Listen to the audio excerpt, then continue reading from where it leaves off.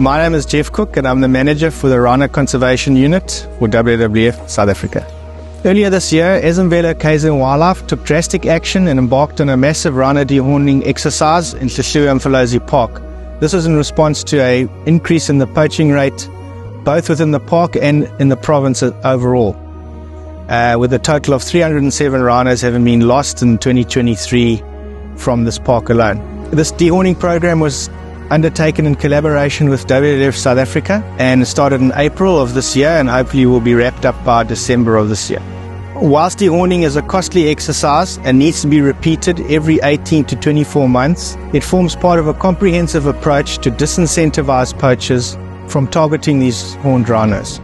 Since dehorning, the rhino poaching in HIP has dropped by an estimated 80% in the park, and an estimated 120 rhino have been saved from poaching incidents as a result of this intervention.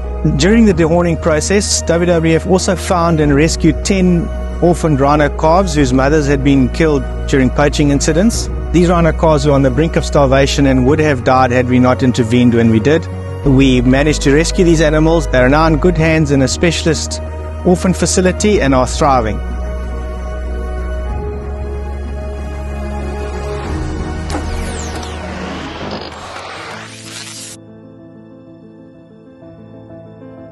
Hi, I'm Nowetama Makaya, a climate science officer at WWF South Africa. South Africa is a water-scarce country, and water resources have been recognized by the World Economic Forum as one of the greatest threats to business. Businesses need to understand this threat in order to mitigate it.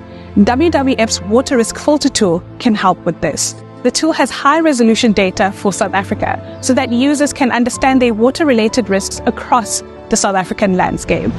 The Global Water Risk Filter, developed in 2012, is the first tool of its kind to quantify water-related risks for all industries in all countries at a global level. It is ideal for large multinationals wanting to assess their water risk everywhere, including in South Africa. These South African risk maps incorporate local datasets at a finer scale, providing the user with a more granular view of local water risk. The Water Risk Filter also provides users with guidance on best practice, so it helps users along their water stewardship journey. One such an organization is the Development Bank of Southern Africa. It used outputs from the Water Risk Filter as a screening tool to inform future investments and a case study on evaluating its exposure on nature-based risks. Pick n Pay, Spar, and Pepkor have also used the tool to assess water risk of all their retail stores and distribution centers during the last year. Sanlam has funded WWF to further expand and develop the use of the tool so that more and more businesses can use the tool to assess their water-related risks and take care of this important resource.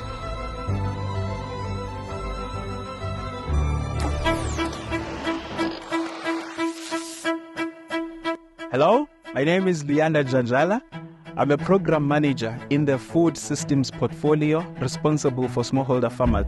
Since year 2022, WWF and Inqaba Biotech Industries have been working on a smart farm pilot project in Hammanskraal, a peri-urban settlement of around 6,000 dwellings.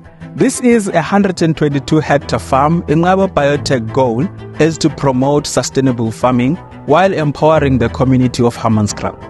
WWF brought in agroecology principles to ensure that these farmers are working in harmony with nature.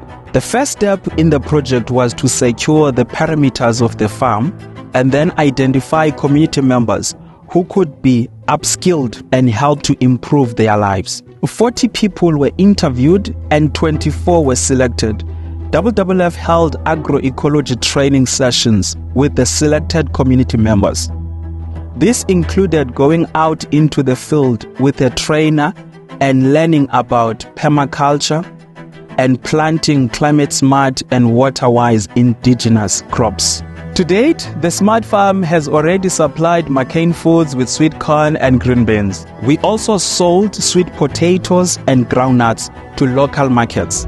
The long-term plan for the Smart Farm is free-range chickens, building tunnels, and construct a nursery. Personally, this project is close to my heart as I see the upliftment of the community daily.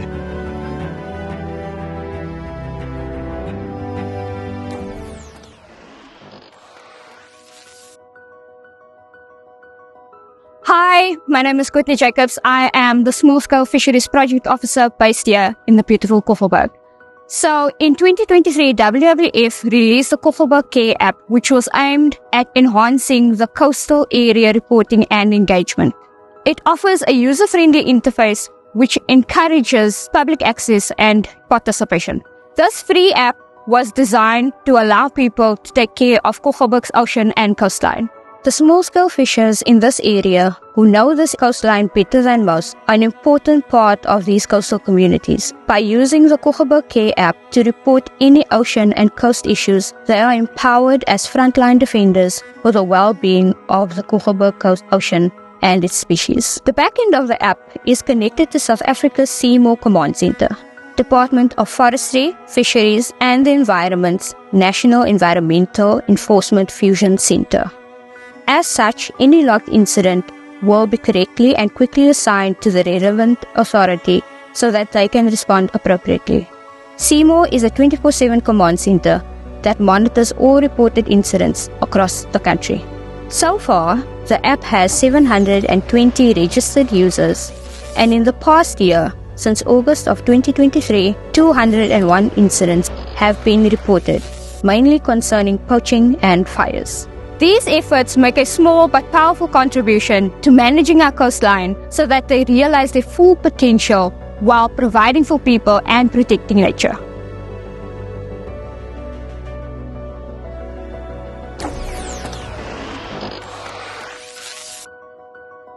Hi, my name is Peti Gozo. I'm the Executive Manager of Strategic Communications at WWF South Africa.